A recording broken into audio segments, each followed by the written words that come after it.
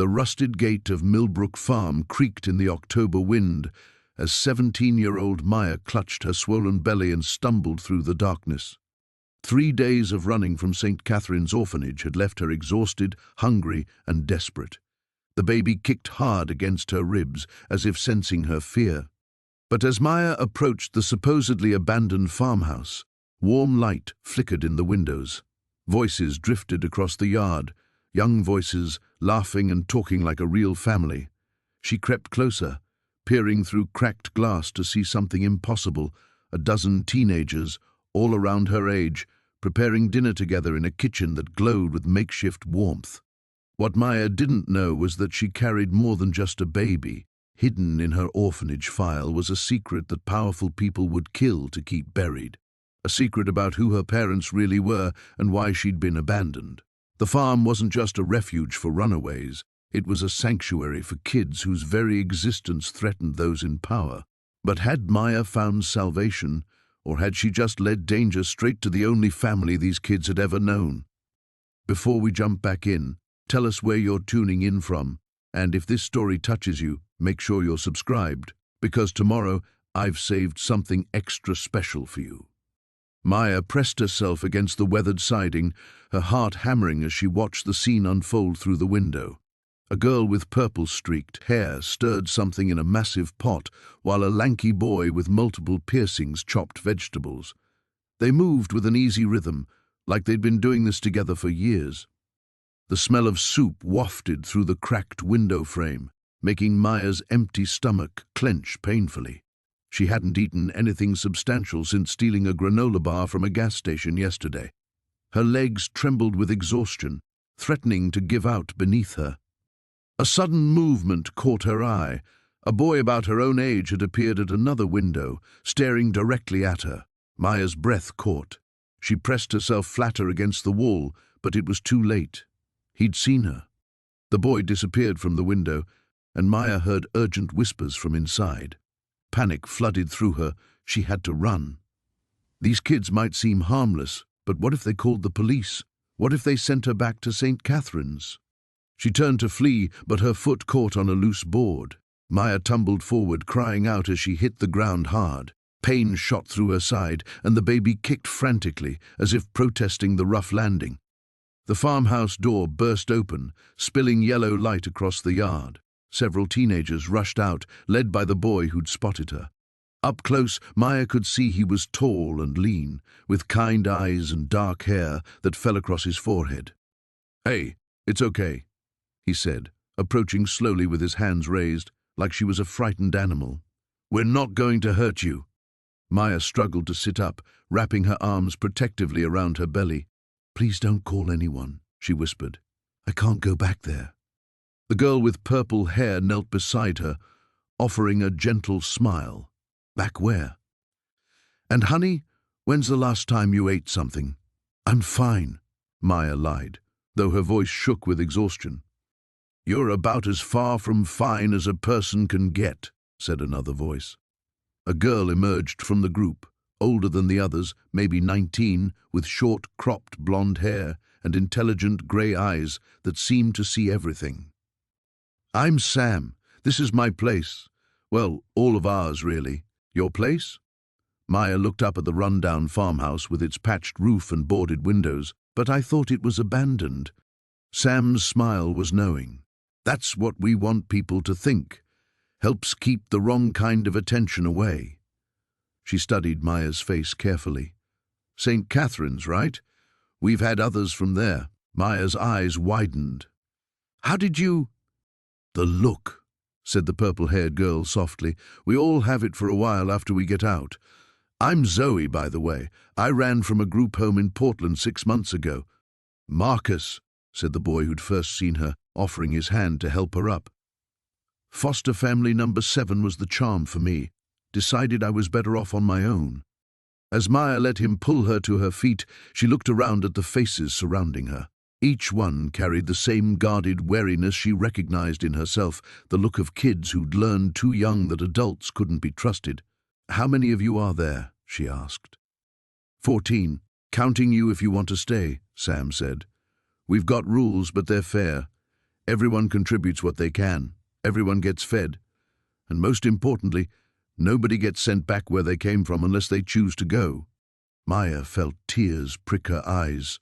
After 3 days of cold, fear, and hunger, the idea of warmth and food seemed too good to be true. "Why would you help me? You don't even know me." Sam's expression grew serious.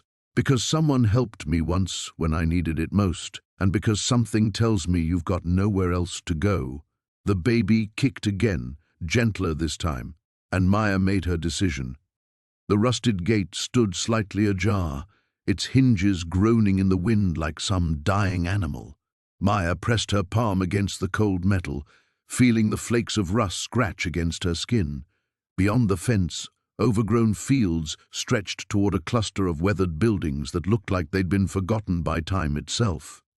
Her stomach cramped again, and she pressed her free hand against the small swell beneath her stolen coat. 3 days of walking on crackers and whatever water she could find from gas station restrooms had left her dizzy and desperate. The baby needed more than what she could give, and she was running out of options. The main house sat hunched against the grey sky, its windows dark and empty as dead eyes. But something about the place felt different from truly abandoned buildings she'd sheltered in before. The weeds were trampled in patterns that suggested regular movement, and a thin wisp of smoke curled from a chimney partially hidden behind the barn. Maya pushed through the gate and made her way up the cracked driveway, every step sending sharp pains through her swollen feet.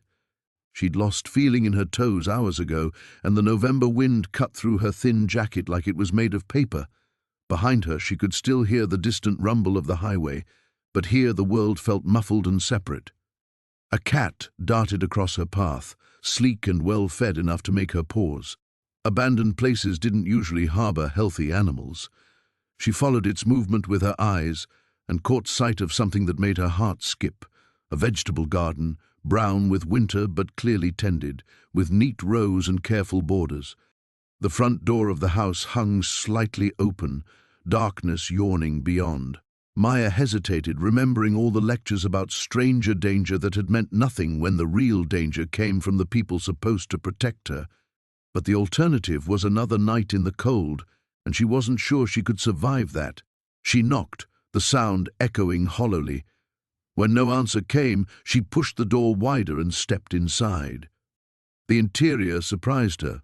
Instead of the decay she'd expected, she found herself in a large room that was clearly lived in. Mismatched furniture arranged in conversation areas, shelves lined with books, and the lingering scent of something that had been cooked recently.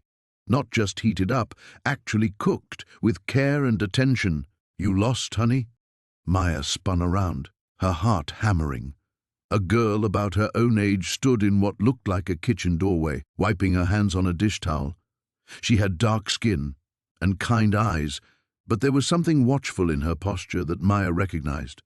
The stance of someone who'd learned to be careful. "I'm sorry," Maya stammered, backing toward the door. "I thought this place was empty. I'll go." "Didn't say you had to go." The girl stepped closer, and Maya noticed she walked with a slight limp. "Asked if you were lost. There's a difference." Maya's vision swam slightly, and she gripped the doorframe for support. The warmth of the house was making her realize just how cold she'd been, and her body was starting to shut down now that it thought safety might be possible. "When's the last time you ate?" the girl asked, her voice gentler now. "I'm fine," Maya lied automatically, the response so ingrained it came out before she could think. "Uh-huh." The girl looked her up and down, taking in the obviously stolen clothes, the exhaustion, the protective way Maya's hand rested on her stomach. "I'm Zara, and you're pregnant and haven't eaten in at least a day, maybe more. So, let's try this again. When's the last time you ate?" Maya felt tears prick her eyes. It had been so long since anyone had spoken to her without anger or suspicion that the simple kindness felt overwhelming. "Tuesday, I think. A gas station sandwich. Tuesday." Zara shook her head. "Jesus. Okay, come on, we've got soup." "I don't have money." Didn't ask for money. Zara was already heading toward the kitchen. "House rule here, Nobody goes hungry if we can help it. You can figure out the rest later. Maya followed slowly, her mind reeling. The kitchen was large and clearly functional, with multiple people's belongings scattered around and the kind of organized chaos that spoke of a real home. Through the window, she could see figures moving between the outbuildings, other people going about their business like this was the most normal thing in the world. "How many people live here?" she asked. Zara ladled steaming soup into a bowl, the smell making Maya's stomach clench with desperate hunger. "Depends on the day. Right now, 8, including you if you decide to stay." She set the bowl on the table and gestured for Maya to sit. "Most of us ended up here the same way you did, running from something and hoping to find something better." Maya picked up the spoon with shaking hands. "What did you find?" Zara smiled, and for the first time in months, Maya saw something she'd almost forgotten existed. "Hope. Family," Zara said simply. "We found family." The scream tore from Maya's throat before she could stop it. The barn door had slammed shut behind her, trapping her in suffocating darkness that brought back memories of the punishment closet at St. Catherine's. Her hands flew to her belly protectively as she stumbled backward, crashing into something solid. "Hey, it's okay." A voice emerged from the shadows, gentle but firm. "You're safe." A match flared to life, illuminating a girl's face framed by wild curls. She couldn't be older than 16, with kind eyes that seemed too wise for her age. The flame found an oil lantern hanging from a beam, casting warm light across the interior. Maya's panic subsided as she took in her surroundings. This wasn't the sterile institutional space she'd expected. Colorful quilts hung from the rafters, and mismatched furniture created cozy sitting areas throughout the vast space. Gardens grew in repurposed containers, their green shoots reaching towards skylights cut into the roof. The air smelled of herbs and wood smoke rather than decay. "I'm Zoe," the girl said, setting the lantern on a carved wooden table. "And you look like you've been through hell." Maya's instinct was to run, but exhaustion weighed her down like a lead blanket. "I shouldn't be here. I was just looking for somewhere to sleep." "Well, you found it." Zoe gestured around the transformed space. "This is home for 12 of us now. 13, if you're interested." "13 what?" "Kids who had nowhere else to go." Zoe's voice carried no self-pity, just matter-of-fact honesty.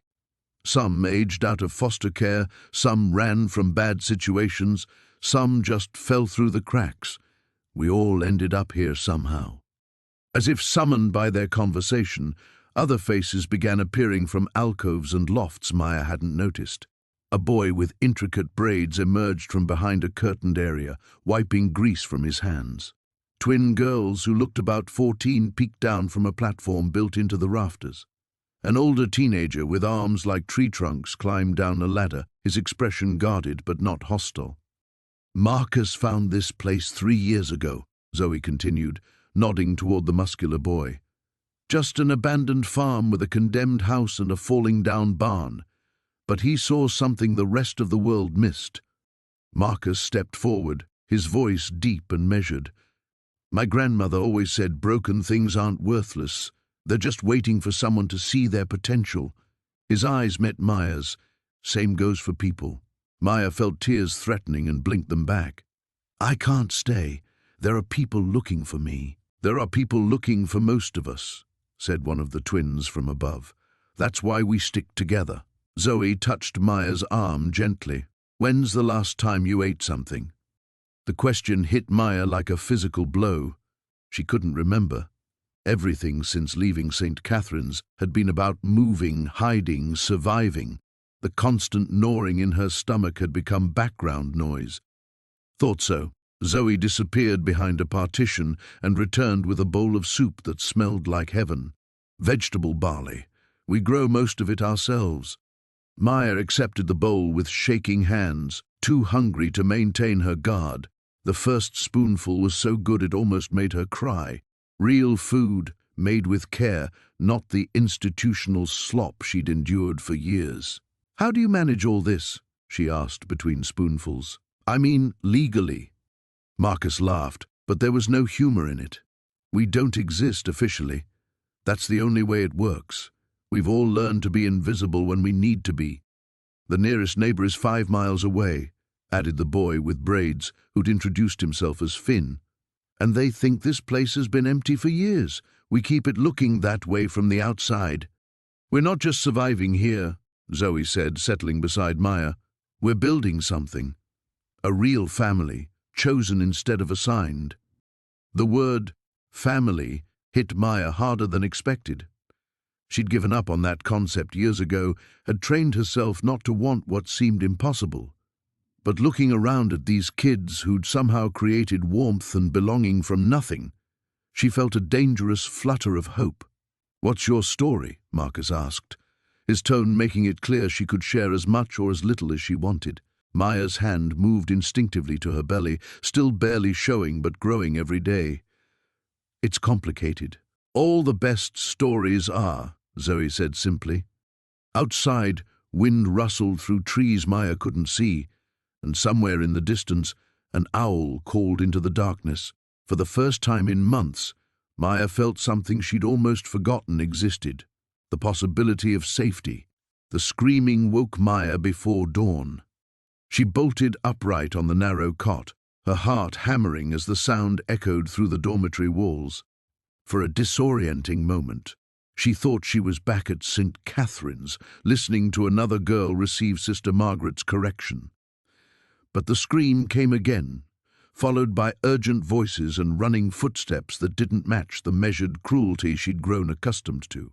"What's happening?"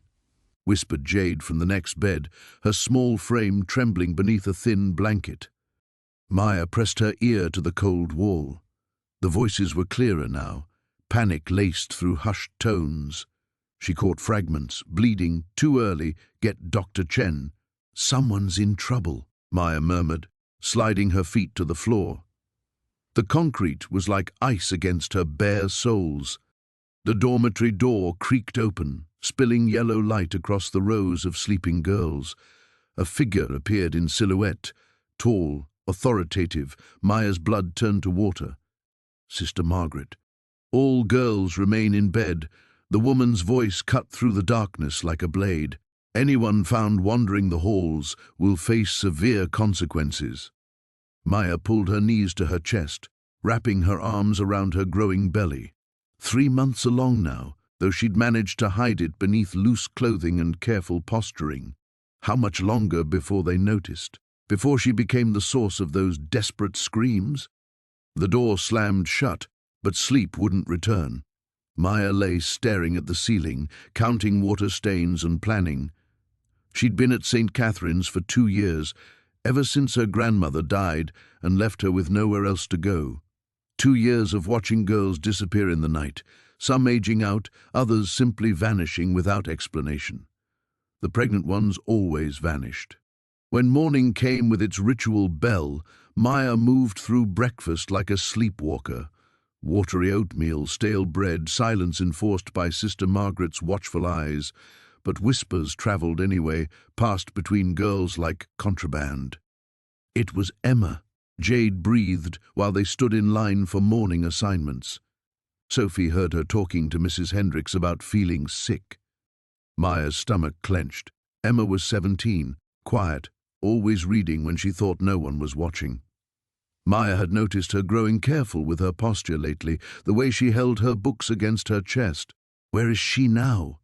Maya whispered back. "No one knows." The day crawled by with agonizing slowness.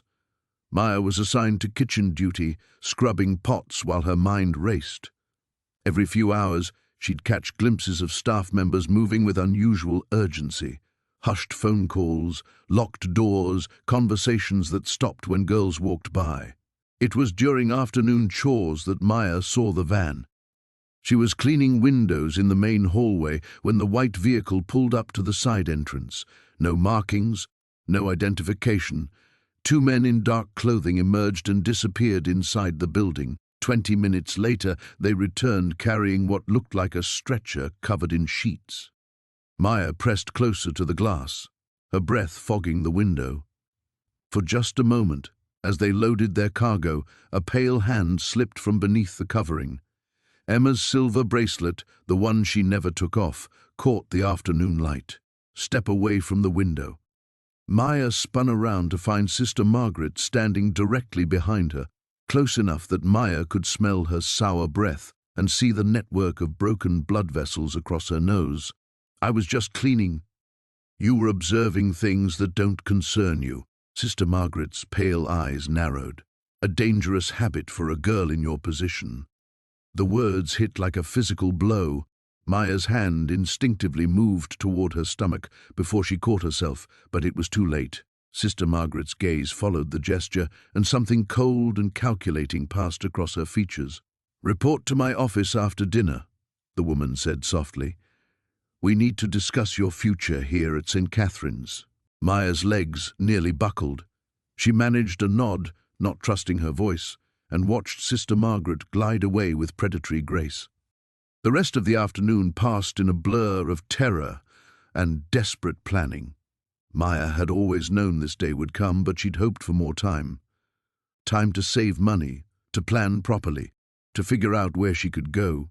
Instead, she had maybe 6 hours before facing whatever fate had befallen Emma. As evening shadows lengthened across the dormitory, Maya made her choice. She couldn't wait for the perfect moment or the ideal plan. She had $20 hidden beneath her mattress, a worn jacket, and whatever supplies she could steal from the kitchen. It would have to be enough. She thought about Jade, about the younger girls who still believed someone would come to save them. She thought about Emma, wherever she was now. Most of all, she thought about the life growing inside her, and what kind of future they might have beyond these walls. Freedom was a luxury she'd never been able to afford, but tonight she'd steal it anyway. The barn's interior defied everything Maya had imagined. Where she expected rotting wood and animal stalls, she found something that looked like a cross between a workshop and a laboratory. Workbenches lined the walls, covered with electronic components, circuit boards, and devices she couldn't identify. Solar panels leaned against one wall, and thick cables snaked across the floor, disappearing through holes drilled into the wooden planks. "Welcome to our little slice of rebellion," Zoe said, her voice carrying a note of pride that made her seem older than her apparent 16 years. "We call it the workshop." 3 other teenagers looked up from their projects as Maya entered. A boy with intricate tattoos covering his dark arms nodded at her before returning to what appeared to be a modified radio. Twin girls with matching auburn braids worked together on a laptop connected to a tangle of wires. None of them seemed surprised by Maya's presence, as if runaways appeared regularly. "Maya, meet the crew," Zoe said, moving to a workbench where a half-assembled device waited. "That's Marcus on communications, and the twins are Lily and Rose. They handle our digital security." "Digital security for what?" Maya asked, though she wasn't sure she wanted to know the answer. The whole setup felt too organized, too sophisticated for a group of runaway kids hiding on an abandoned farm. Marcus looked up from his radio, his eyes sharp and assessing. "For keeping people like you safe," he said simply. "Zoe says you came from Millfield House." The name of the orphanage sent a chill down Maya's spine. "How did you—" "We know all the places," one of the twins said without looking up from her screen. "The group homes, the foster situations, the institutions. We monitor communications from most of them. You're spying on them?"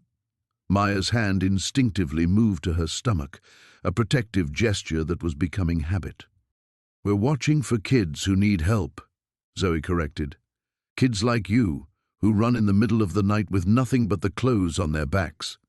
Maya felt exposed, as if these strangers could read her desperation in the way she stood, the way she held herself. "I don't understand what this place is." Zoe set down her tools and turned to face Maya fully. 5 years ago, I ran from a foster home, where the father thought 13-year-old girls were fair game. I found this place by accident, just like you did. But instead of moving on, I decided to stay and build something. Build what? A network. A safe house. A place where kids aging out of the system or escaping bad situations can regroup, get resources, and figure out their next moves. Zoe gestured to the equipment around them. We intercept communications about runaways. We provide new identities when necessary. We have contacts who can help with housing, jobs, education. Maya's mind reeled. That's illegal. Marcus laughed, but there was no humor in it. So is beating pregnant teenagers.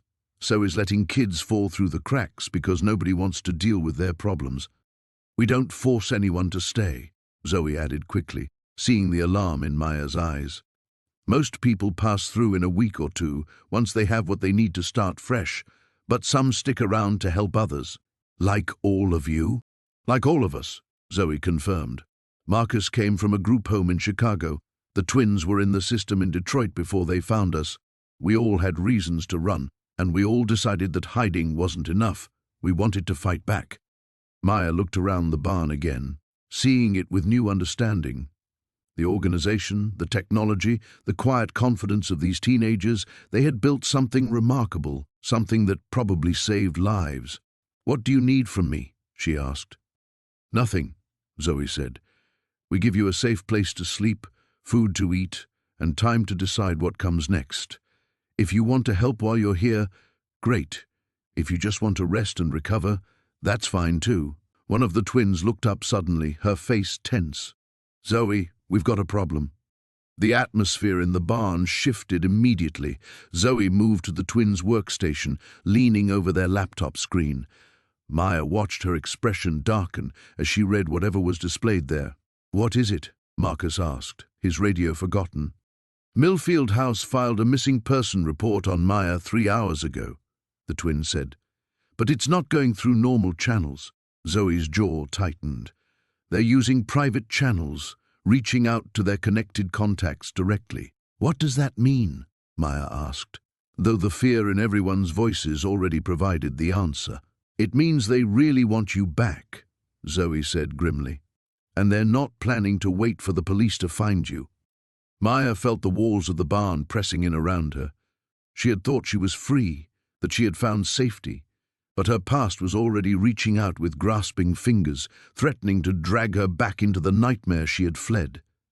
The morning light filtered through the barn's weathered slats as Maya stirred from the deepest sleep she'd experienced in months. For a moment, she forgot where she was, her hand instinctively moving to her belly before the previous day's events came flooding back. The escape, the storm, finding this impossible sanctuary hidden in the middle of nowhere.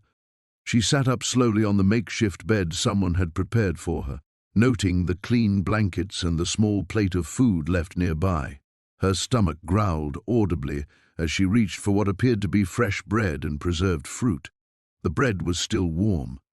You're awake. The voice belonged to Kai, who emerged from the shadows near the barn entrance. In daylight, she could see he was maybe 17, with calloused hands and an easy confidence that seemed at odds with his youth. Elena wants to see you when you're ready. No rush. Maya nodded, suddenly self-conscious about her appearance. She'd been wearing the same clothes for 3 days, and her hair felt like a nest of tangles. Is there somewhere I could wash up?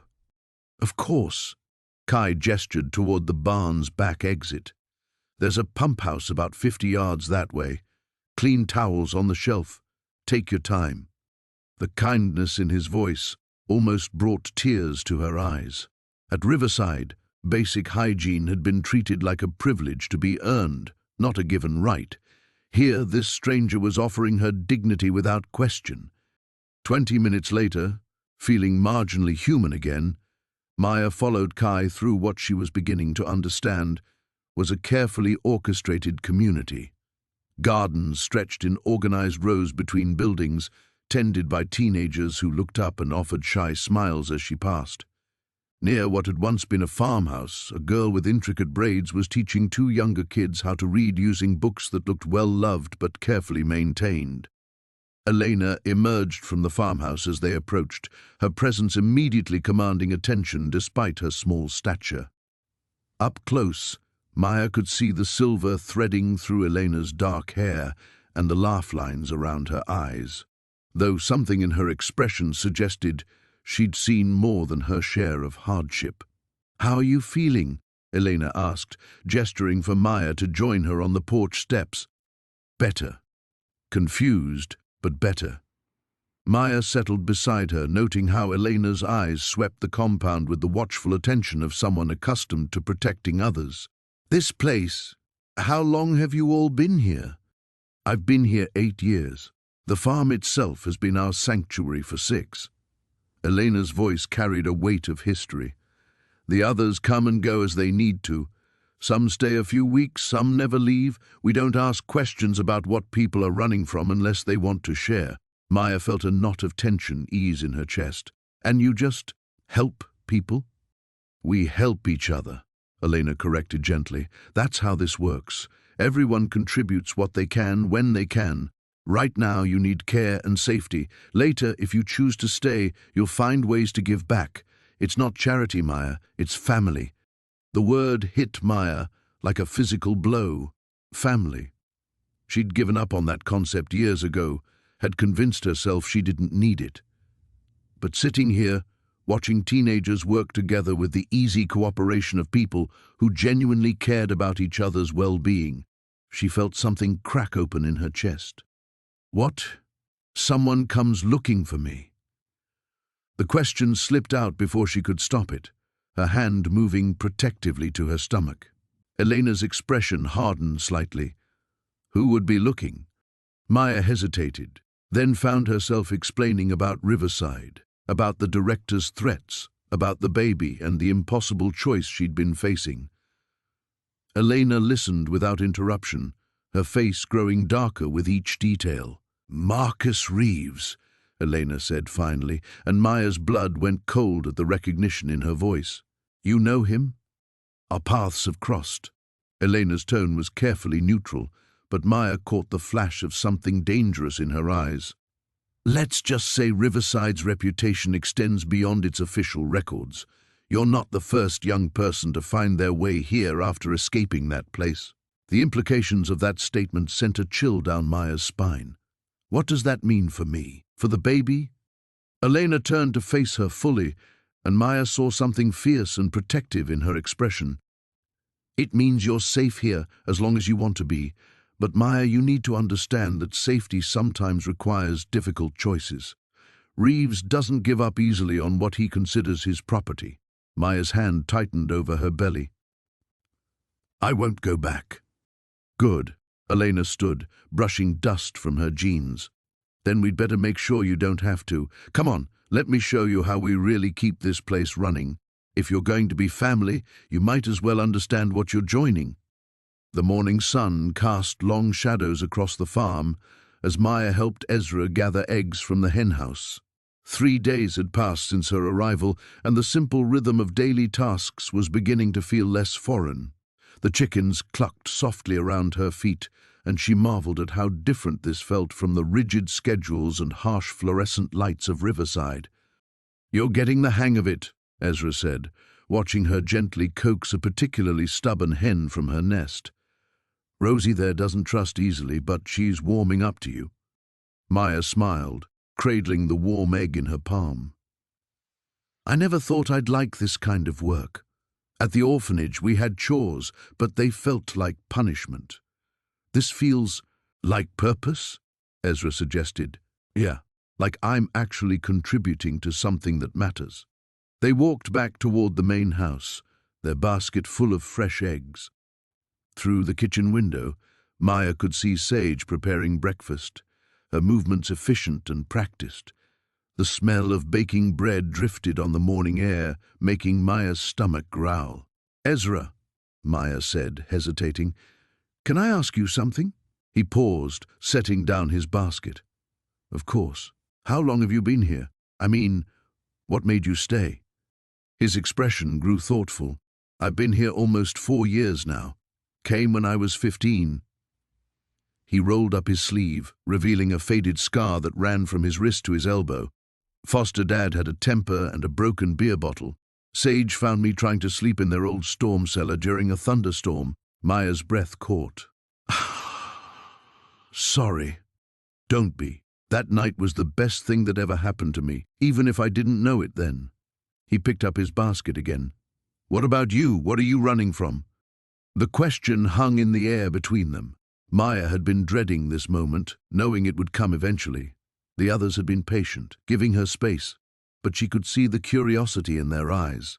The orphanage, she said finally. Riverside home for children. It's about 6 hours east of here. Ezra nodded, not pressing for more details, but Maya found herself wanting to continue. The director, Mrs. Caldwell, she had methods for keeping us in line. And when I got pregnant, Maya's hand instinctively moved to her stomach. She said I was a disgrace, that I'd corrupted the other children just by existing. She was going to send me somewhere I knew I'd never come back from. So, you left. I ran. In the middle of the night, during a storm. I didn't even have a plan, just knew I had to get out. Maya's voice grew quieter. I've never told anyone that before, not the whole truth. They reached the kitchen steps, but neither moved to go inside. The morning felt suspended, peaceful in a way Maya wasn't used to experiencing. The thing about this place, Ezra said, is that we all have stories like that. Different details, same feeling of having nowhere else to go. But Sage and Marcus, they don't just take people in. They help us build something better. Before Maya could respond, the kitchen door swung open and Marcus appeared, his usually calm expression tense with worry. We need to talk, he said, his eyes fixed on Maya. All of us. Now. The warmth Maya had been feeling evaporated instantly. Something in Marcus's tone made her stomach clench with familiar dread. They gathered in the main room, the same space where Maya had first met everyone 3 nights ago, but the atmosphere was completely different now. Sage sat on the edge of the couch, her face pale. Finn and Wren flanked the windows, their usual playfulness replaced by alert wariness. I got a call this morning, Marcus began, his voice steady but grim. From a contact I have in the county sheriff's department. Someone's been asking questions about runaway teenagers in the area, specifically a pregnant girl. Maya felt the blood drain from her face. Mrs. Caldwell, most likely. The description matches you perfectly, and they're offering a reward for information leading to your return. The room fell silent except for the ticking of an old clock on the mantel. Maya's hands trembled as she clasped them together. They found me, she whispered. How did they find me? Bus stations have cameras, Sage said gently. If they tracked your route, it's just a matter of time before they start checking rural properties, Marcus finished. We need to decide what we're going to do. Maya looked around the circle of faces, seeing her own fear reflected back at her. But underneath the fear, she saw something else, determination. They weren't looking at her like she was a problem to be solved. They were looking at her like she was family worth protecting. I should leave, Maya said, the words tasting bitter. I should go before I bring trouble to all of you. No. The word came from Sage, sharp and final. That's not how we do things here. We stick together. The sound of engines rumbling up the dirt road shattered the morning calm like glass breaking against stone. Maya's blood turned to ice as she recognized the deep growl of the orphanage van, followed by what sounded like at least 2 other vehicles. Through the kitchen window, she watched dust clouds rising in the distance, growing larger with each passing second. They found me, she whispered, her hand instinctively moving to her belly. Zoe appeared at her shoulder, following her gaze. Who found you? Sister Catherine, the orphanage. Maya's voice cracked. I don't know how, but they're here. Without hesitation, Zoe grabbed Maya's arm. Come on, we need to get everyone together. They rushed through the house, Zoe's emergency whistle piercing the air in 3 sharp bursts. The signal brought Marcus jogging in from the workshop, Elena climbing down from the solar panel array, and the younger kids tumbling out of the barn where they'd been feeding the animals.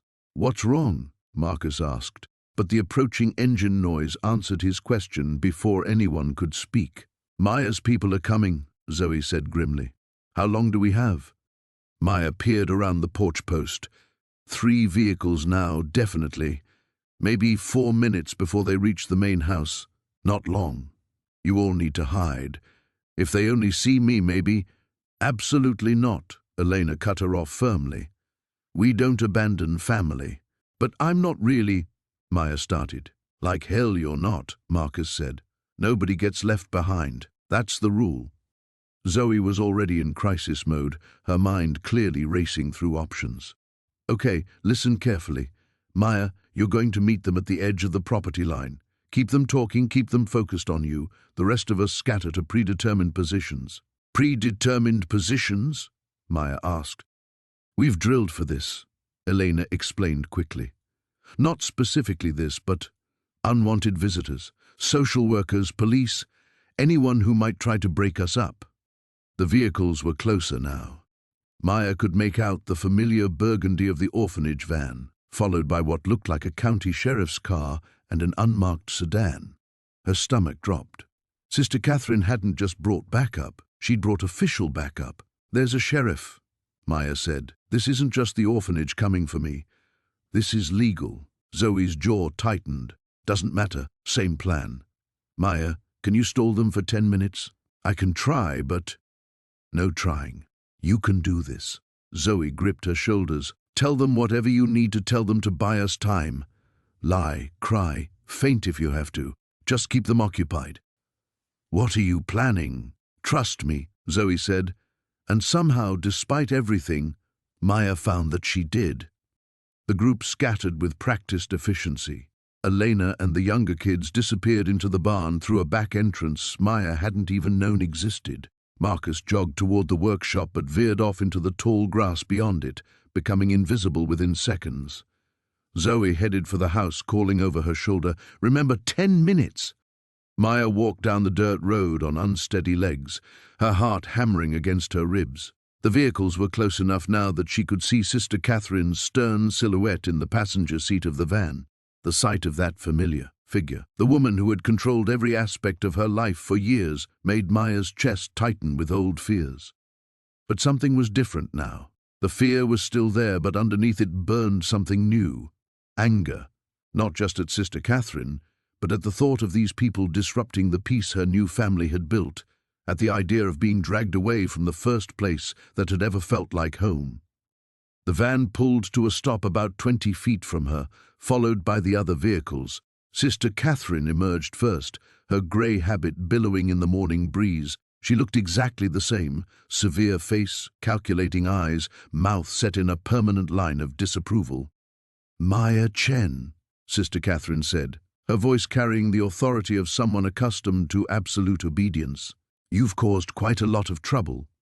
A sheriff's deputy got out of the patrol car, along with a woman in a business suit Maya didn't recognize. Official people with official authority, here to take her back to that grey place where dreams went to die. "Sister Catherine," Maya replied, surprised by how steady her own voice sounded. "I see you've brought friends. This isn't a game, child. You're pregnant, alone, and clearly unable to care for yourself. It's time to come home."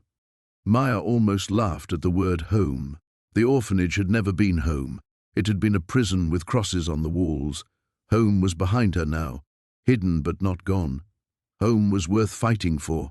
"I'm exactly where I need to be," Maya said, lifting her chin. Sister Catherine's eyes narrowed. "We'll see about that." The sound of engines cutting through the morning air sent a chill down Maya's spine that had nothing to do with the October wind. She pressed herself against the kitchen window, watching dust clouds rise from the access road like smoke signals announcing doom. 3 black SUVs moved in formation toward the farm, their windows tinted dark as beetle shells. "They found us," she whispered, her hand instinctively moving to her swollen belly. At 7 months, the baby seemed to sense her panic, shifting restlessly beneath her ribs. Kai appeared beside her, his face grim. "Marcus is mobilizing everyone. We have maybe 5 minutes before they reach the main compound." The emergency protocol they drilled but never used kicked into motion around them. Children grabbed pre-packed bags from hidden compartments. Teens shepherded the younger ones toward the network of underground tunnels that connected the farm buildings. The extraordinary community Maya had grown to love transformed in minutes from a peaceful sanctuary into a well-oiled escape machine. But Maya couldn't move. She recognized the lead vehicle, Director Hawthorne's personal SUV, the same one that had transported her to St. Agatha's 3 years ago, the same one she'd glimpsed through dirty windows during midnight transfers of girls who'd asked too many questions.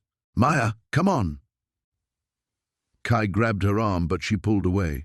"No. If I run, they'll tear this place apart looking for me. They'll hurt people. They'll hurt you if you stay." Through the window, she could see figures emerging from the vehicles. Hawthorne's silver hair caught the sunlight like a blade. Behind him, 2 men in security uniforms flanked a woman Maya didn't recognize, someone in an expensive suit carrying a briefcase. Official, legal. "There's something else," Maya said, pieces clicking together in her mind. "This isn't just about a runaway pregnant girl. Look at them. That's not how you track down one teenager." Kai followed her gaze. "What do you mean?" "I mean, Hawthorne's been selling babies and I can prove it. But if he's here with lawyers, he's not just trying to drag me back. He's trying to shut me up permanently." The realization hit them both simultaneously. Maya's testimony could destroy more than just St. Agatha's. It could unravel an entire network. The farm, with its off-the-grid location and vulnerable population, would be collateral damage. "We need to split up," Maya said, her mind racing. "Get everyone to the safe houses like we planned." "But I'm not running." "You're not facing them alone either." Marcus burst through the kitchen door, his usually calm demeanor cracked with urgency. "Maya, whatever you're thinking, don't. We protect each other here. That includes you. And I'm protecting all of you." She turned to face both of them, drawing on a strength she didn't know she possessed. "I've been running my whole life. From foster homes, from St. Agatha's, from the truth about what happened to those other girls. But running just lets them win." The sound of car doors slamming echoed across the farmyard. Through the window, Maya watched Hawthorne adjust his tie, a gesture she remembered from every confrontation, every punishment, every moment he'd made her feel powerless. "Not anymore. There's a back way to the main barn," Marcus said quietly. "If you're really doing this, at least let us even the odds." Maya nodded, understanding passing between them without words. This wasn't just her fight anymore. It was about every kid who'd found sanctuary here, every runaway who'd built something beautiful from nothing. As they moved toward the back door, Luna appeared in the hallway, her paint-stained fingers clutching the portrait she'd been working on. Maya holding her baby, surrounded by the faces of their chosen family. "For luck," Luna whispered, pressing the canvas into Maya's hands. The weight of it, still slightly damp with fresh paint, steadied Maya more than any weapon could have. This was what she was fighting for, not just her own future, but the future of every kid who'd found their way to this place. They slipped out the back, moving through shadows toward the barn where everything had started for Maya months ago. But now, instead of a desperate pregnant teenager seeking shelter, she was someone with purpose, someone with family worth protecting. Behind them, the sound of footsteps approached the farmhouse. Hawthorne's voice carried on the wind, smooth and authoritative as always. "We know you're here, Miss Chen. This doesn't have to be difficult." Maya exchanged a look with Kai and Marcus. They'd learned from the streets that survival sometimes meant standing and fighting instead of running. Today, they would make their stand together. The baby kicked hard against Maya's ribs, as if sensing the moment that would determine both their futures. She pressed her hand over the movement, whispering a promise that this time there would be no more running. This time they would win. The morning after the town meeting, Maya found herself scrubbing the chicken coop with unusual vigor, her hands working while her mind churned through fragments of overheard conversations. The adults had whispered late into the night, their voices drifting through the thin walls of the farmhouse like smoke through cracks. "We could scatter," she'd heard Jonas say, "split up for a while until things cool down, and abandon everything we've built." Elena's voice had been sharp with emotion. "This is our home. Now, watching the sun climb higher through the wire mesh of the coop, Maya felt the weight of being the catalyst for their fear. The baby kicked restlessly, as if sensing her anxiety, and she pressed a hand to her belly. "Easy," she whispered. "We're going to figure this out." Footsteps crunched on the gravel behind her. She turned to find Marcus approaching, his usual easy smile replaced by something more serious. In his hands, he carried a small wooden box that looked like it had been carefully crafted from scrap lumber. "Made this for you," he said, offering the box. "Figured you might want somewhere safe to keep important things." Maya wiped her hands on her jeans before accepting it. The wood was smooth, sanded to perfection, with tiny hinges that moved without a sound. Inside, the bottom was lined with soft fabric that looked suspiciously like it had been cut from one of Elena's old shirts. "Marcus, this is beautiful, but I don't really have anything to—" "Everyone has something worth keeping safe," he interrupted gently. "Letters, photos, memories, things that prove who we are when the world tries to tell us we're nobody." The kindness in his voice made her throat tight. She thought of the few possessions she'd carried from St. Catherine's, mostly just clothes and the small amount of money she'd saved. Nothing that seemed worth preserving in such a beautiful box. "Thank you," she managed. "I love it." They stood in comfortable silence for a moment, watching the chickens peck at scattered feed. Then Marcus cleared his throat.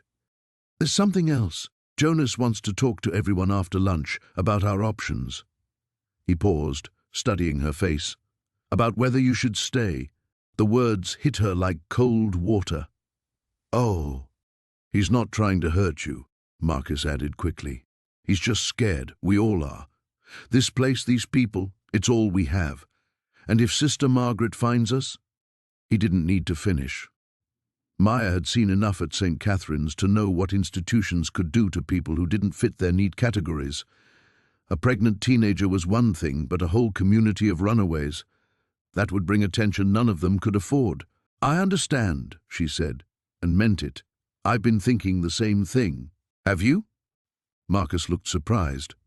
"Because you don't have to go anywhere. There are other ways to handle this." Before Maya could ask what he meant, Zoe came running around the corner of the barn, her face flushed with exertion and something that looked like excitement. "Maya, Marcus, you need to come quickly," she called, beckoning them toward the house. Elena found something. They followed Zoe across the yard and into the kitchen, where Elena stood at the table with papers spread before her like a war council. The other residents had gathered around. Even Quiet Sam had emerged from wherever he spent his days. "I've been doing research," Elena announced without preamble. "About St. Catherine's, about Sister Margaret, about what legal standing she actually has to come after us." Maya's pulse quickened. "What did you find?" "Several interesting things," Elena said, adjusting her glasses.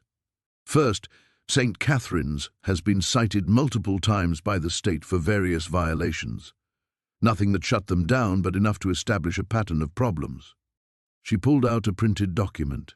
"Second, Sister Margaret herself has a history. 3 different institutions over the past 15 years, each time leaving under what the records politely call administrative restructuring." "Meaning?" Jonas asked from the doorway. "Meaning she's been fired before," Elena said with satisfaction. "Probably for the same reasons she should be fired now." Maya felt a flutter of hope, but forced herself to stay realistic. "That's good to know, but it doesn't change the fact that I'm legally supposed to be there until I'm 18. "Actually," Elena smiled, "that's where it gets interesting. I also looked into emancipation laws. With the right documentation of abuse or neglect, and with a stable living situation." She gestured around the kitchen. "It's possible to petition for early emancipation." The room fell silent. Maya could hear her own heartbeat, loud in her ears. "You mean I could legally stay here?" she whispered. "We could try," Elena said carefully. "It wouldn't be easy, and it wouldn't be quick. But yes, it's possible." Jonas stepped fully into the kitchen, his expression unreadable. When he spoke, his voice was measured but not unkind. "The question is," he said, Are we prepared to fight that battle? Because once we start down this path, there's no going back to hiding. The morning air carried the acrid smell of smoke and something else. Fear. Maya pressed herself against the barn wall, her heart hammering as she watched through a gap in the weathered boards. 3 black SUVs sat in their driveway like sleeping predators, doors open, revealing the institutional grey uniforms she knew too well. Sister Catherine emerged from the lead vehicle, her severe silhouette unmistakable even at this distance. Maya's hand instinctively moved to her belly, where the baby had been unusually quiet since dawn, as if sensing danger. "They're still searching the main house," whispered Zoe, who had materialized beside her like smoke. "Kai's got the others hidden in the root cellar, but they won't stay fooled for long." Maya's mind raced. Through the barn's back window, she could see Ezra arguing with 2 men in suits near the vegetable garden, his weathered hands gesturing emphatically. Even from here, she could read the protective anger in his stance, the way he positioned himself between the men and the hidden cellar entrance. "There has to be another way out," Maya said, though they both knew the truth. The farm had always felt like sanctuary because it was isolated, but isolation worked both ways. Sister Catherine's voice carried across the yard, sharp as winter wind. "We know she's here. The girl is property of St. Agatha's until she turns 18, and the child she carries belongs with a proper family. Christian people who can provide what neither she nor this commune of degenerates ever could." Maya felt something cold settle in her chest. Not just fear, fury. The baby inside her seemed to pulse in response, as if sharing her indignation. "Property," she breathed, the word tasting like poison. Zoe grabbed her arm. "Don't even think about it. Whatever you're planning, don't." But Maya was already moving, her decision crystallizing with each step toward the barn door. For months she'd been running, from the orphanage, from her past, from the terrifying responsibility growing inside her. She'd let others fight her battles, hide her, protect her. Not anymore. "Maya, no!" Zoe's whisper was urgent, but Maya was already stepping into the morning light.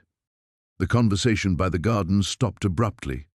Sister Catherine's pale eyes found hers across the yard, and a smile spread across her thin lips, the expression of a spider who'd just felt her web tremble. "There you are, child." Sister Catherine's voice carried the false sweetness Maya remembered from countless punishments disguised as corrections. "You've led us quite a chase." Maya walked forward slowly, aware of how the scene was repositioning itself around her. The men in suits flanked Sister Catherine. Ezra stepped closer, his presence a solid comfort at her shoulder. From the corner of her eye, she saw faces appearing in windows. Kai, Marcus, little Sophie pressed against the glass with wide, frightened eyes. "I'm not going back," Maya said, surprised by the steadiness of her own voice. Sister Catherine laughed, a sound like breaking glass. "Oh, my dear, you don't have a choice. You're 17 years old with no family, no resources, and no legal guardian except the state. And this baby—" She gestured dismissively at Maya's rounded belly. "Well, we already have a lovely family selected. The Harrisons have been waiting for months." "The baby isn't born yet," Ezra said quietly, but his words carried weight. "And when it is, Maya will be 18, old enough to make her own decisions, if she survives the birth." Sister Catherine's smile turned predatory. Teenage mothers face so many complications, especially when they've been living in primitive conditions, without proper medical care, proper nutrition, proper moral guidance. The threat was clear, wrapped in false concern. Maya felt the baby shift inside her, a strong kick against her ribs that felt almost like encouragement. "You're right about one thing," Maya said, taking another step forward. "I have been living without proper guidance.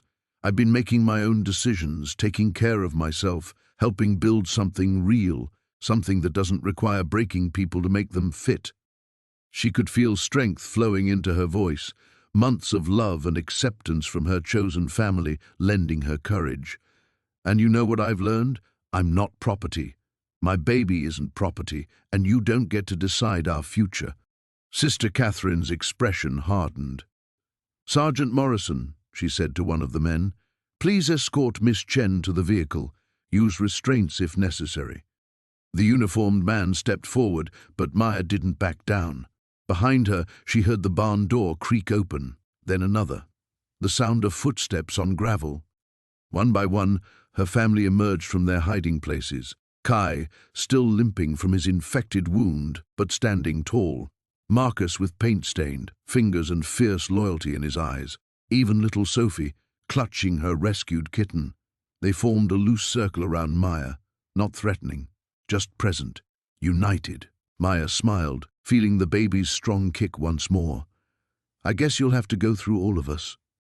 The sound of vehicles crunching over gravel pierced the morning silence like a knife. Maya's blood turned to ice as she peered through the kitchen window, her hand instinctively moving to protect her growing belly. 3 black SUVs rolled up the dirt road toward the farmhouse, their windows tinted dark as midnight. "Everyone down," Marcus commanded, his voice cutting through the peaceful breakfast chatter. Coffee mugs clattered to the floor as the runaways dropped below window level. Emma grabbed the twins, pulling them behind the kitchen island, while Jessie killed the radio with shaking fingers. Maya's legs felt like water. She knew those vehicles. She'd seen them parked outside Millfield many times, carrying social workers and officials who decided the fates of forgotten children. But these looked different, more official, more threatening. "How many?" Marcus whispered, crawling toward the window. 6, maybe 8 people, Maya managed, her throat constricting. "Marcus, I think they're here for me." The vehicles stopped in a semicircle around the farmhouse, engines idling with mechanical menace. Car doors slammed in rapid succession, and through the thin walls, Maya could hear heavy footsteps on the porch. A sharp knock echoed through the house. "This is Detective Rodriguez with Child Protective Services. We need to speak with Maya Chen."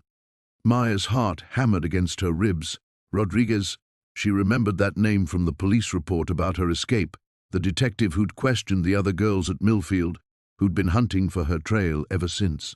"The root cellar," Marcus whispered urgently. "Maya, get down there now." She shook her head, tears burning her eyes. "They'll tear this place apart looking for me. They'll find everyone." Another knock, more insistent. "We know you're in there. We just want to talk." Lila crawled over from her hiding spot near the stairs, her face pale but determined. "There's another way. The old mine shaft behind the barn. It connects to the Forest Service Road about 2 miles east." "I'm not running anymore," Maya said, surprising herself with the steadiness in her voice. "Look what's happened because I ran the first time. I brought this here." Emma's eyes blazed from behind the kitchen island. "You brought yourself here. You brought life here. Don't let them make you think otherwise." The front door rattled as someone tested the handle. Through the window, Maya could see a woman in a dark suit gesturing to the others, coordinating their approach. They were preparing to force entry. 30 seconds, Marcus said. "Maya, whatever you decide, we support it, but decide now." Maya closed her eyes, feeling the baby flutter inside her as if responding to the tension. In 12 weeks, she'd built something here she'd never had before, a family that chose each other, that fought for each other. These people had welcomed her when she had nothing to offer but trouble and need.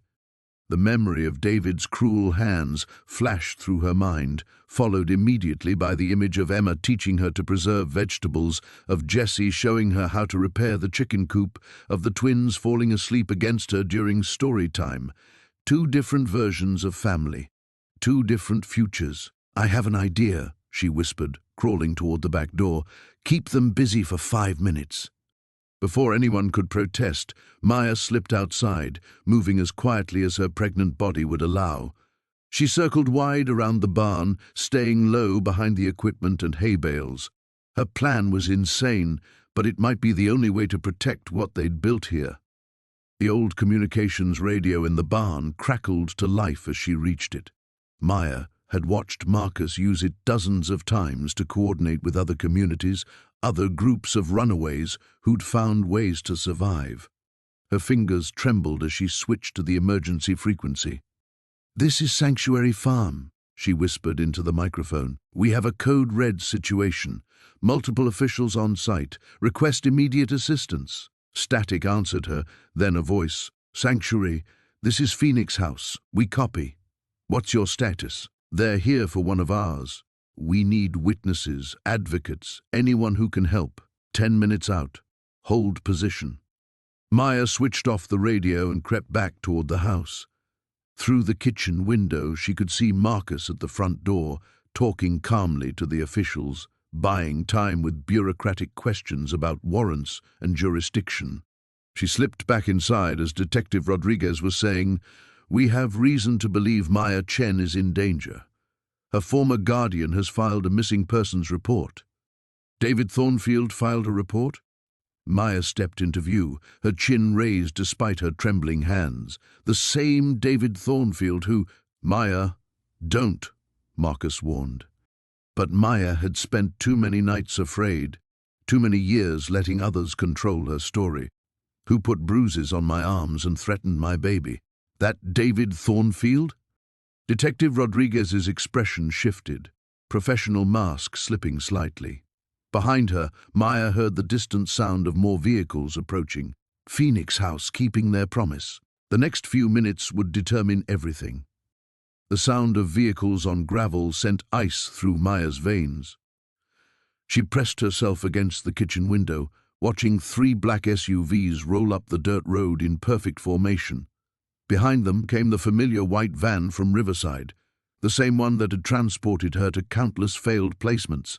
"They found us," she whispered, her hand instinctively moving to her belly. Within seconds, the house erupted into controlled chaos. Sam appeared at her side, his face grim as he peered through the curtains. "How many?" "At least a dozen." Maya's voice cracked. "Maybe more." Footsteps thundered down the stairs as the others gathered in the kitchen. Kai burst through the back door, having spotted the convoy from the workshop. "They've got the perimeter surrounded. 3 more vehicles coming from the east. Options?" Sam's voice remained steady despite the gravity of the situation. "The old storm cellar," Zoe suggested, but Marcus was already shaking his head. "They'll sweep the entire property. We need something better." Maya felt the weight of everyone's eyes on her. These people, her family, were in danger because of her, because she'd been selfish enough to believe she could have a life beyond running. A bullhorn crackled to life outside. "This is Director Hawthorne from Riverside Children's Services. We have a court order for the return of Maya Chen. We know you're in there." The name hit Maya like a physical blow. Director Hawthorne, the woman who'd made her life hell for 3 years. The woman who'd turned a blind eye to every bruise, every accident, every night Maya had cried herself to sleep. "I have to go with them," Maya said quietly. "Like hell you do." Kai's jaw was set in determination. "We don't abandon family." "You don't understand." Tears burned Maya's eyes. "She won't stop. Hawthorne will tear this place apart, investigate every one of you. Your sanctuary will be destroyed." Through the window, she could see figures in dark uniforms positioning themselves around the property. Among them stood a tall woman with silver hair pulled back in a severe bun. Even at this distance, Maya recognized the cold posture, the predatory stillness. "There's another way," Sam said suddenly. "The tunnel." Maya frowned. "What tunnel?" "Emergency exit. We dug it 2 years ago after Jake's close call with his foster father's private investigator." Sam was already moving toward the pantry. "Comes out near the old oak grove about half a mile through the woods." "That's not going to solve anything," Maya protested. "They'll just keep coming. They'll keep hunting." "Then we make sure they can't," Zoe said, pulling out her laptop. "I've been documenting everything since I got here. Every kid who's passed through, every story of abuse they were running from. If we leak it all—" "Social services will cover it up," Marcus interrupted. "They're good at that." The bullhorn crackled again. "You have 5 minutes to comply before we involve law enforcement." Maya's baby kicked, as if sensing her distress.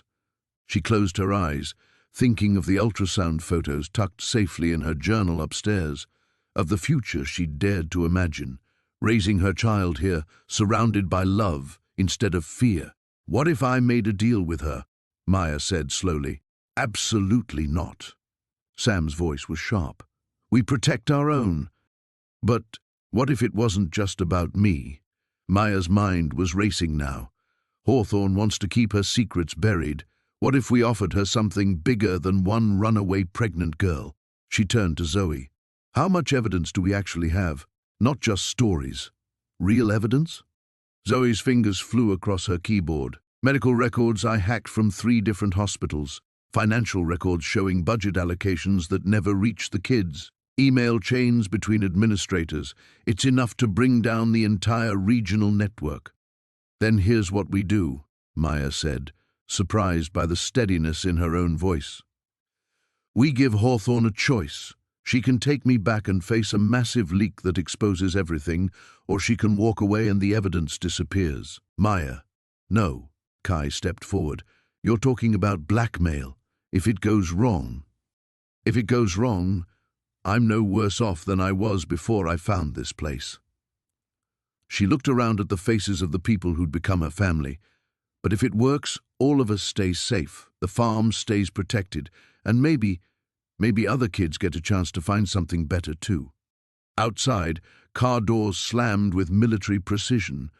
Through the window, Maya watched Hawthorne adjust her blazer and begin walking toward the house with the confident stride of someone accustomed to getting her way. 2 minutes, Sam said grimly. Maya squared her shoulders, feeling her baby settle as if preparing for battle alongside her. "Then let's make them count." She headed for the front door, her heart pounding but her resolve crystallizing with each step. Everything she'd ever wanted was behind her. Everything she'd ever feared was waiting outside. But for the first time in her life, Maya Chen wasn't running. The sound of engines cut through the pre-dawn stillness like a blade through silk. Maya jerked awake in the barn loft, her heart hammering against her ribs as the rumble grew louder. Below her, she could hear the other kids stirring, whispered voices sharp with fear. She pressed herself against the rough wooden wall, peering through a gap between the boards. 3 black SUVs wound up the dirt road, their headlights sweeping across the fields like searchlights hunting for prey.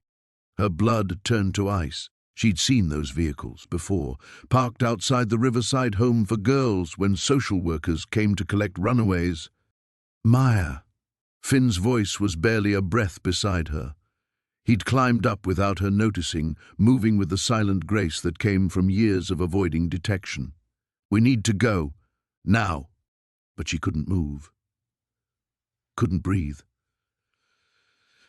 The vehicles were slowing, turning into the farm's driveway. Through the windshield of the lead SUV, she caught a glimpse of a familiar profile that made her stomach lurch. Mrs. Garrett, the woman who'd made her life hell for 3 years, who'd locked her in the isolation room for days, who'd smiled while watching hope drain from the eyes of every girl who'd tried to escape. "They found me," she whispered, her hand instinctively moving to her belly. The baby kicked as if sensing her terror. Finn's fingers wrapped around her wrist. "The tunnels. Remember what Cole showed us? The emergency escape routes. They'd seemed like paranoid overkill when Cole first explained them, hidden passages that connected the barn to the old storm shelter and emerged near the creek. Now they felt like salvation. Below them, car doors slammed. Maya could hear Mrs. Garrett's voice, authoritative and cold, directing her people to surround the property. Heavy boots crunched on gravel. Flashlight beams dancing through the darkness. "Search every building. She's here somewhere, and she's not leaving without consequences." Maya's throat closed. Not just her, consequences for everyone who'd helped her. Everyone who'd become family. Finn was already moving, leading her to the hidden ladder that dropped down into the barn's foundation. The tunnels were narrow, carved from earth and reinforced with salvaged lumber. They smelled of damp soil and old wood, but they were invisible to anyone who didn't know they existed. They crawled through the darkness, Maya's pregnant belly making the tight space even more claustrophobic. Behind them she could hear shouting, the crash of doors being kicked open. Her heart broke imagining Mrs. Garrett's people tearing through the sanctuary they'd all built together. The tunnel seemed endless. Her palms scraped against rough stones, her knees ached, and every few feet she had to stop to catch her breath. The baby was restless now, movements sharp and insistent, as if protesting the confined space. Finally they emerged near the creek, hidden by a stand of cattails and wild grass. The storm shelter looked like nothing more than a moss-covered mound, invisible unless you knew exactly where to look. Finn helped her to her feet, both of them gasping in the cool night air. From here, they could see the farm buildings lit up like a movie set, figures moving in and out of the structures with military precision. "We can't leave the others," Maya said, watching the search unfold. "They'll tear this place apart. They'll arrest everyone." "The others know how to disappear," Finn reminded her, but his voice was tight with worry. "Cole's got protocols for this. Hidden rooms, false walls. They'll be okay." A new sound reached them, the whine of drones launching into the sky. Maya's blood chilled as she watched the small aircraft rise above the buildings, their cameras scanning the grounds with infrared precision. "They're not just looking for me," she realized. "They want everyone. The whole operation." Mrs. Garrett had always been thorough, but this felt different, personal, like she was determined to destroy not just Maya, but everything Maya had touched. The drone nearest to them began banking in their direction, its camera swiveling as it searched the perimeter. In seconds, it would be close enough to spot them despite their hiding place. Maya made a decision that surprised even her. "I'm going back," she said. Finn grabbed her arm. "Are you insane? That's exactly what they want. If I surrender, they'll stop searching. They'll leave the others alone." She turned to face him, and in the faint light she could see the fear in his eyes, not for himself, but for her. "This is my fault. I led them here." "Maya, no. We stick together. That's what family does." Family. The word hit her like a physical blow. These kids, Finn, Cole, Sage, all of them, had become more than she'd ever dared hope for. They'd given her love, protection, purpose. They'd shown her what home could feel like. The drone's whine grew louder, closer. Soon there would be nowhere left to run. The storm that had been brewing all day finally broke just as Maya reached the main road. Rain lashed against her face, mixing with the tears she refused to acknowledge as she stumbled through the darkness. Behind her, warm light still glowed from the farmhouse windows, but she forced herself not to look back. Every step away from sanctuary felt like tearing away a piece of her soul. Her backpack, hastily stuffed with the few belongings she'd arrived with months ago, grew heavier with each mile. The baby kicked restlessly, as if sensing her distress. Maya pressed a hand to her belly, whispering apologies she hoped her unborn child would never need to understand. "I'm doing this for them," she said aloud, her voice barely audible over the howling wind. "For you too." The headlights appeared before she heard the engine. Maya's heart seized as the black sedan slowed beside her, its passenger window rolling down with mechanical precision. Director Hartwell's sharp features emerged from the shadows, her smile cold as winter steel. "Maya, dear, you look terrible. Get in the car." "No." The word came out stronger than Maya felt. She kept walking, though her legs shook with exhaustion and fear. The car crept along beside her. "Don't be foolish. You're 8 months pregnant, walking alone in a storm. Think about your baby's welfare." Maya stopped then, because Hartwell had found the one argument that could pierce her resolve. The woman's smile widened, sensing victory. "That's better. Now, where are your little friends hiding?" "I don't know what you mean." Maya's hand found the burner phone in her pocket, the one Marcus had insisted she carry. One text to warn them, that was all she needed. Her fingers fumbled with the device. "Of course you do. 12 missing children from various state facilities, all traced to this area. Did you really think we wouldn't figure it out eventually?" Hartwell stepped out of the car, apparently unconcerned by the rain soaking her pristine suit. "The Patterson farm has been on our radar for months. We just needed someone on the inside to confirm our suspicions." Maya's blood turned to ice. I never told you anything. No, but you led us right to them. Did you think we wouldn't follow you when you ran? Track your movements? You've been our unwitting scout, dear girl. Hartwell's laugh was sharp as broken glass, though I must admit I'm impressed by what they've built. Solar panels, organic gardens, even a functioning workshop. Quite the little commune they've created. The phone slipped from Maya's nerveless fingers, clattering to the wet asphalt. Everything she'd feared, everything she'd run to prevent, had already happened. She was the Judas goat, leading the wolves straight to her family's door. The authorities are already moving in, Hartwell continued conversationally. Social services, juvenile corrections, the works. Your friends will be back in state custody by morning, scattered across facilities from here to the Canadian border. They'll never see each other again. Maya's knees buckled. She would have fallen if not for Hartwell's surprisingly strong grip on her arm. But, the director said, her voice taking on a persuasive tone, it doesn't have to happen that way. Call them, tell them to run, give them a chance to scatter before the net closes. Maya stared at her in confusion. Why would you want that? Because, my dear, I don't want the other children. I want you. Hartwell's mask finally slipped, revealing something hungry and desperate beneath. Do you have any idea how much money your baby represents? Premium adoption market, healthy infant, all the documentation perfectly forged. You disappear, the baby disappears, and everyone wins. The pieces clicked into place with sickening clarity. The special attention, the isolated room, the careful monitoring of her pregnancy. Maya had never been just another runaway to Hartwell. She'd been livestock. You're insane, Maya whispered. I'm practical. Your little rural experiment was always doomed to fail. At least this way your friends go free and your baby goes to a loving family with the financial means to provide everything a child could need. Hartwell pulled out a satellite phone. Make the call, Maya. Save the people you love. Maya looked back toward the farm, though she could no longer see its lights through the storm. In her mind, she could picture them all.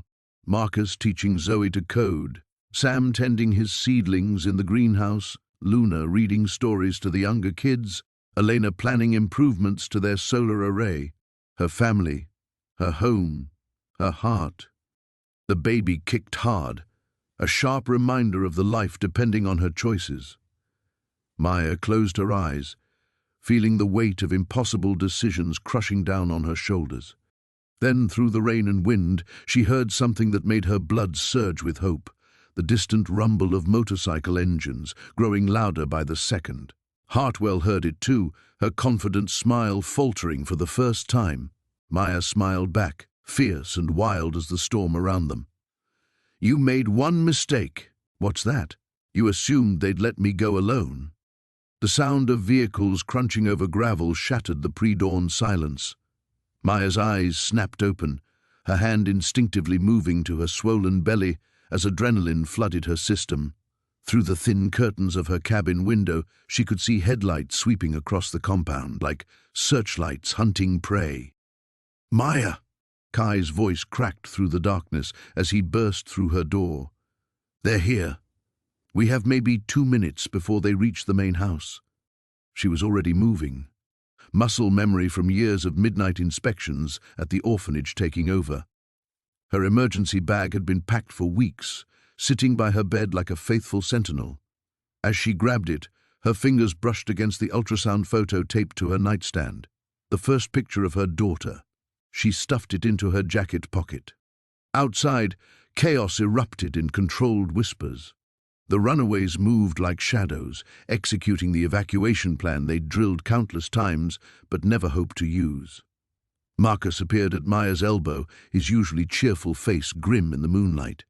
The tunnels are ready, he whispered, gesturing toward the root cellar behind the greenhouse. Elena and the younger kids are already through. Maya nodded, but her feet felt rooted to the spot. Through the trees, she could see figures moving near the farm's entrance, dark uniforms with the unmistakable bulk of tactical gear. Her throat tightened. This wasn't just Mrs. Hendricks and some social workers. They'd brought enforcement. Go, she said quietly to Marcus and Kai. I'll be right behind you." But as they reluctantly melted into the shadows, Maya found herself walking in the opposite direction, toward the main house, toward the danger that had come looking specifically for her. She climbed the porch steps she'd first mounted 6 months ago as a terrified, desperate girl. The wooden boards that had once groaned under her uncertain weight now welcomed her like an old friend. Through the kitchen window, she could see Daniel moving calmly between the rooms, placing certain items in a metal box. Documents, she realized. Evidence of what they'd built here. The front door opened before she could knock. "I thought you might come here," Daniel said softly, his silver hair catching the faint starlight. "You should be in the tunnels with the others. They're here because of me." Maya's voice was steady despite the tremor in her hands. "Running won't solve that. It'll just delay it. Sometimes delay is all we need to find another way." The sound of car doors slamming echoed through the trees, closer now. Maya could hear voices, official, commanding tones that made her spine stiffen with familiar dread. Among them, one voice that made her blood run cold, Mrs. Hendricks, sharp and triumphant. "There is no other way," Maya said, stepping into the house. "Not this time. But there's something I need to tell them. Something that might protect everyone else." Daniel's eyes searched her face. In the months since she'd arrived, he'd watched her transform from a frightened child into someone who could face down her worst nightmares. But this was different. This was her choosing to walk back into the fire. "The pregnancy documentation," she said suddenly. "Do you still have it? The medical records showing when I got pregnant?" Understanding dawned in Daniel's eyes. "Maya, you don't have to." "Yes, I do." She placed her hands protectively over her belly. "They've been telling everyone I ran away because I was out of control. But the dates don't lie, do they? I was already pregnant when I tried to escape the first time. I was pregnant during that last disciplinary session with Father Morrison." The implications hung heavy between them, evidence of abuse that went far beyond the already documented neglect. Evidence that could bring down more than just Mrs. Hendricks if handled correctly. Flashlights appeared through the trees, bobbing like angry fireflies. Maya could hear her name being called, not with concern but with ownership. The sound made her daughter kick restlessly, as if sensing the approaching threat. "Promise me something," Maya said, taking the manila envelope Daniel retrieved from his lockbox. "Whatever happens, make sure Elena knows she's safe. And Kai, tell him he was the first person who ever made me feel like I belonged somewhere. Tell them yourself when this is over." Maya managed a smile as heavy footsteps climbed the porch steps. "When this is over, I want to help you rebuild all of it. But bigger this time. Better. Somewhere they can never find us again." The knock on the door was sharp, authoritative. Maya straightened her shoulders, feeling her daughter settle as if drawing strength from her mother's resolve. Through the window she could see Mrs. Hendricks's familiar silhouette, flanked by uniformed officers. Maya walked to the door, the envelope clutched in her hands like a weapon. Behind her, Daniel stood ready to face whatever came next. And somewhere in the darkness beyond the lights, her chosen family waited safely in the tunnels she'd helped dig, protected by the courage she'd finally found. The sound of engines grew louder, cutting through the pre-dawn silence like a blade. Maya pressed herself against the kitchen window, watching 3 black SUVs wind their way up the dirt road toward the farm. Her heart hammered against her ribs as she recognized the angular silhouette in the passenger seat of the lead vehicle, Director Hartwell, just as rigid and imposing as she remembered. "They're here," she whispered to the others gathered behind her. Marcus stepped forward, his jaw set with determination. "Remember the plan. Everyone to the root cellar except—" "No." Maya turned away from the window, her hand instinctively moving to her belly where the baby stirred restlessly as if sensing the danger.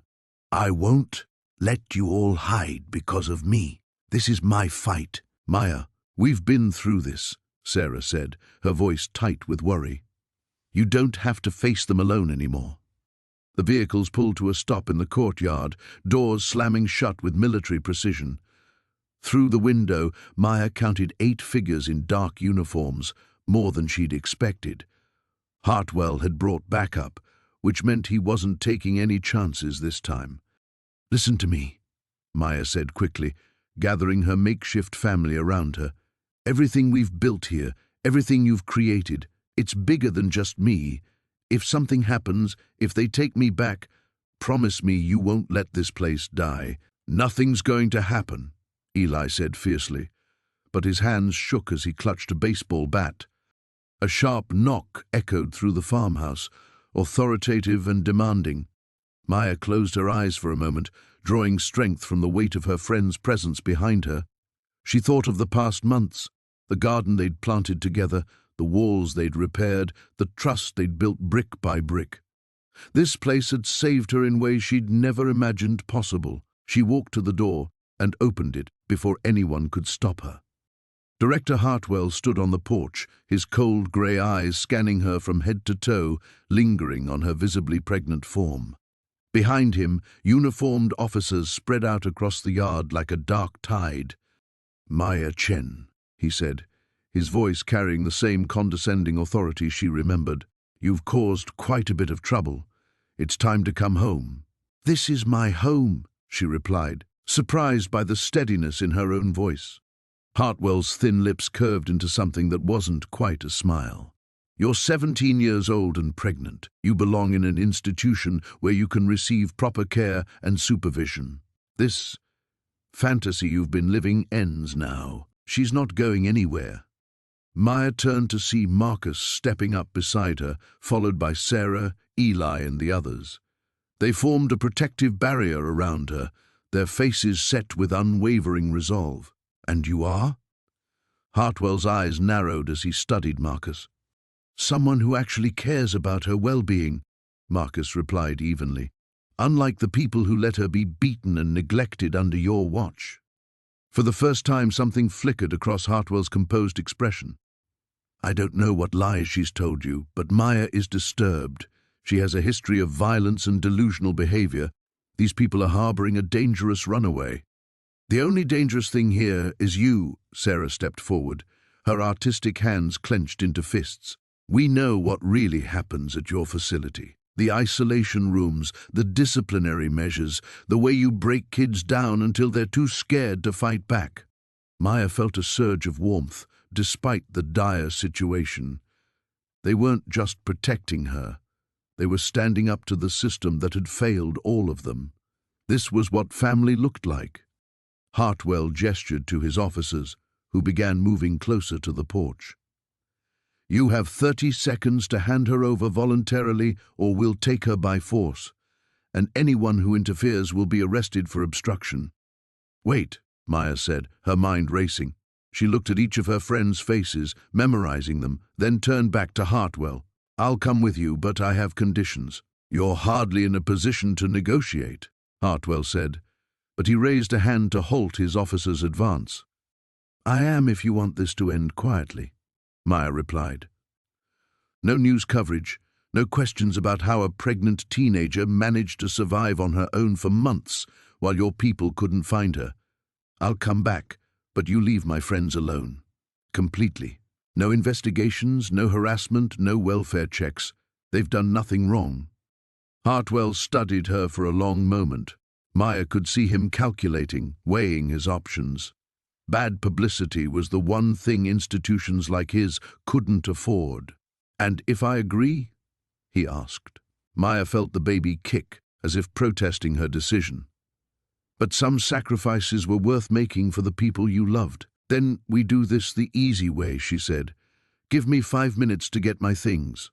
The sirens wailed in the distance as Maya pressed her back against the barn wall, her heart hammering against her ribs.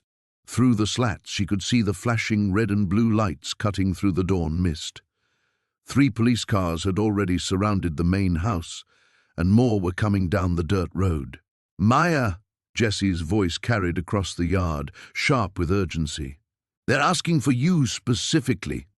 Her hand instinctively moved to her swollen belly.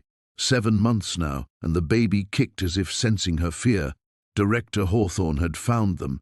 Somehow, despite all their precautions, Despite the isolation of the farm, he had tracked her down. She thought of the letter she'd found in her old room back at St. Catherine's, the one that revealed the truth about the adoption contracts, about how Hawthorne had been selling babies for decades. The evidence that could destroy him was hidden in her backpack, but it would also destroy this place, this sanctuary that had become home to dozens of kids like her. "Maya, please." That was Elena now, the girl who'd taught Maya how to tend the vegetable garden, whose nightmares had finally stopped screaming about her stepfather's visits. "Just come out and talk to them." Through the gap in the barn door, Maya watched Officer Rodriguez step forward. She recognized him from the missing persons reports that occasionally aired on the radio. He'd always seemed different from the others, gentler somehow, less eager to drag kids back to places that had broken them. "We just want to make sure you're safe," Rodriguez called out, "and that the baby's healthy." Behind him, Maya spotted a figure that made her blood freeze.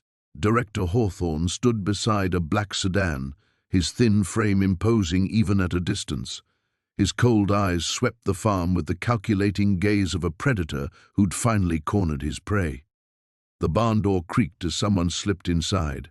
Maya spun around, ready to run, but it was only Marcus, 17, scarred, and the closest thing to a leader their ragtag community had. "There's a back way through the cornfield," he whispered. "We can get you to the river, and from there—" "No." The word came out stronger than Maya felt. "I'm not running anymore." Marcus stared at her like she'd lost her mind. "Maya, if they take you back, they'll separate all of you, send you back to foster homes, group facilities, worse." She touched his arm, feeling the tension in his muscles. "This place saved us, Marcus. All of us. I won't let it burn because I was too scared to face what's coming." She thought of the past 4 months at the farm, the way Tom had taught her to fix the solar panels that powered their little world, how Sarah had helped her through the morning sickness without judgment or questions, the evenings when they'd all gathered around the fire pit, sharing stories and dreams instead of nightmares. They'd built something here that none of them had ever known before, a real family. Maya pulled the backpack off her shoulders and pressed it into Marcus's hands. "The evidence is all here, documents, financial records, everything. But you have to promise me something, Maya. Promise me you'll use it to protect this place, not destroy it. Find a way to make the farm legal, legitimate. Get adults who understand what you've built here, people who'll help instead of tear it down." Marcus's eyes filled with understanding and something that might have been pride. "You're not giving up. You're fighting. Different kind of fight than running." Maya managed to smile despite the fear clawing at her chest. "Take care of them, Marcus. Take care of each other." Before he could respond, she pushed open the barn door and stepped into the morning light. The police officers turned toward her, and she saw Rodriguez's shoulders relax slightly. Behind him, Hawthorne's mouth curved into a cold smile of victory. "Maya Chen," Rodriguez said, his voice careful and professional, "we need you to come with us." "I know." She walked slowly across the yard, past the garden where tomatoes were just beginning to ripen, past the workshop where they'd learned to build wind chimes from scrap metal. Each step felt like a goodbye. Elena was crying openly now, and Tom had his arm around her shoulders. Sarah stood apart, her face a mask of fury directed at the police cars. They'd all been abandoned, before, betrayed by adults who were supposed to protect them. This felt like history repeating itself. But as Maya reached the police cars, she turned back one last time. Her family, her real family, stood together in front of the house they'd made into a home. They were stronger now than when she'd first stumbled onto the farm, stronger because they'd learned to trust and protect each other. "Ready?" Rodriguez asked gently. Maya nodded, one hand on her belly, the other carrying the weight of hope that the choice she'd made would somehow save them all.